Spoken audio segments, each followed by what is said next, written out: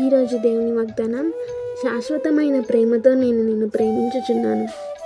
నువ్వు అనుకుంటున్నావా, నేను అన్నిట్లో ఓడిపోయాను, అందరినీ కోల్పోయాను, అందరి చేత విసిరివేయబడ్డాను, అందరితో అసహించుకొనబడ్డాను, వ్యభిచరించాను, అంధకార సంబంధాలకు దగ్గరయ్యాను, నా జీవితంలో తిరిగి చూసుకుంటే చెప్పుకోవడానికి ఏమీ లేదని బాధపడుతున్నావా? అయితే నీకోసమే దేవుడు తన ప్రాణం సహితం పణంగా పెట్టి నిన్ను విలువ పెట్టి కొనుక్కొని తన సొత్తుగా చేసుకొని నీ రాక కొరకు ఎదురు చూస్తున్న నీ తండ్రి ప్రేమను మర్చిపోయావా? అయితే ఒక్కసారి ఆయన ప్రేమను గుర్తు చేసుకొని ఆయన వద్దకు వెళ్ళు.